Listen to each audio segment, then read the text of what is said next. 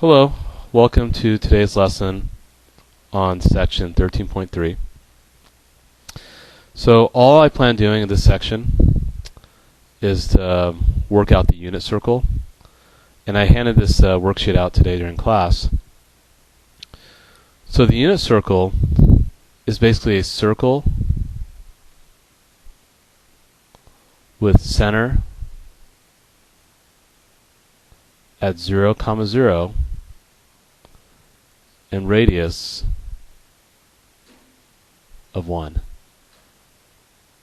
So that's basically what the unit circle is. The equation for the unit circle, if you think about it, the center is at 0, 0 and radius is at 1.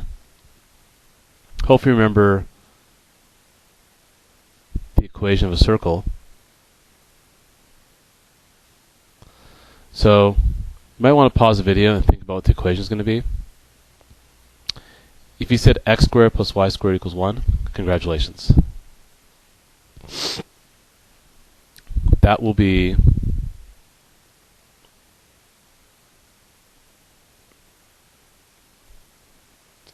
the equation of the unit circle. And the unit circle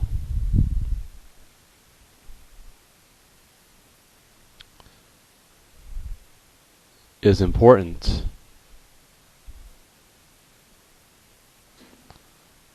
for understanding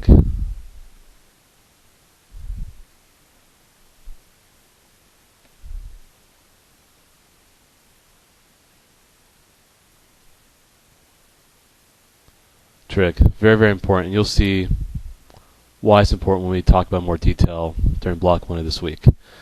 So here's how we get started.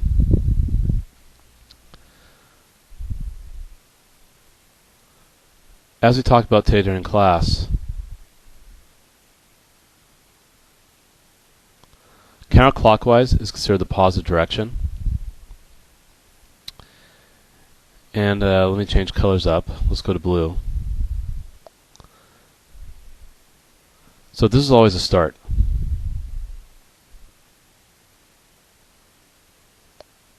We start at the positive x-axis and go counterclockwise. This will be 30 degrees, 45 degrees, and 60 degrees.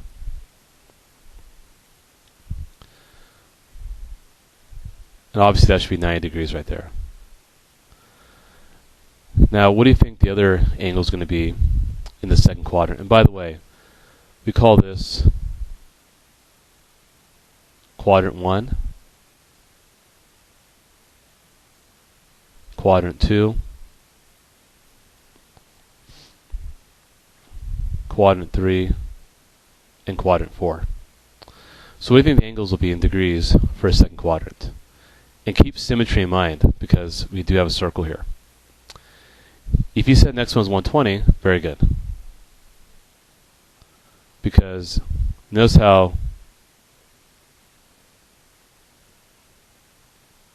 those have to be the same, right? They're both 30 degrees away from the positive y-axis. This will be 135, 150, and we've done a half turn, 180.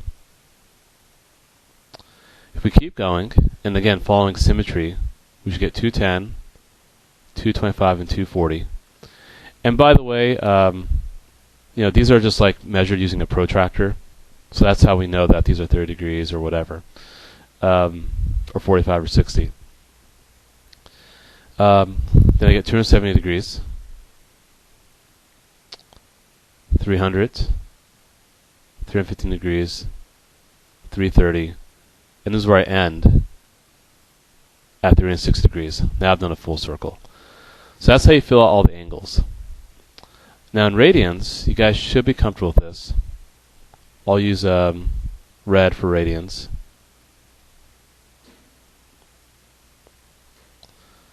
So that'll be 0 radians when you start.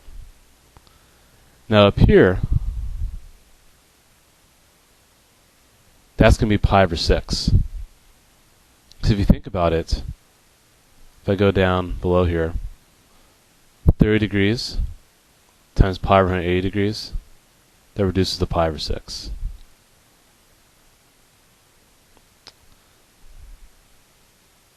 That would be pi over 4. That would be pi over 3 if you were to work those out. So when I do a quarter turn, I'm at pi over 2. If I keep going, I will get 2 pi over 3 if you were to convert 120 to radians. 3 pi over 4, and then 5 pi over 6. And also, if you think about symmetry, notice how this one is pi over 6 radians away from the positive x-axis. So we need this to be pi over 6 away from the negative x-axis. Okay, that's the bell. I don't know what's going on here. But anyway. So that's why this angle right here is 5 pi over 6. And that'll be pi right there. We keep going. This will be 7 pi over 6 if you were to convert it. 5 pi over 4. And 4 pi over 3. And when we do a 3/4 turn, this is at 3 pi over 2. We keep moving. This will be at 5 pi over 3. 7 pi over 4 if you do the conversion. And then lastly 11 pi over 6. So there's almost a pattern here. It seems like the angle that's closest to the x-axis has a denominator of 6. The angle that's in the middle of each quadrant is over 4. And the angle that's closest to the y-axis has a denominator of 3. By the time we finish the whole circle, we now curve 2 pi radians. So now we've labeled the unit circle in degrees and radians. The tough part is the coordinates. And I'm not going to do all the coordinates because it does become a little tricky. And it will make for a very long video too. So first of all, we know the radius is 1. And the center is at 0, 0. That's true for the unit circle. So it means that the coordinates here have to be, and I'll use green for the coordinates. Let's try this again. This has to be 1, 0. Because that's at 0, 0, the center, and so the radius is 1, so it has to be 1, 0. This will be 0, 1. This will be negative 1, 0. And this will be 0, negative 1. Now the other coordinates are not so obvious. We'll try one of these, and then I'll stop right there. So let's focus, and let's use a highlighter. We'll use pink. Okay, it's not really pink, but whatever. Looks like more lavender. Let's look at that triangle that I just drew. Now if you think about it, that's 30 degrees. And here I got myself a right angle. And the hypotenuse has a length of 1. Now you may have forgotten, but when you have a 30, 60, 90 triangle, the ratio goes like this. 1, 2, and root 3. Or we call it 2x, x, and x root 3. So what that means is that if my hypotenuse is 1,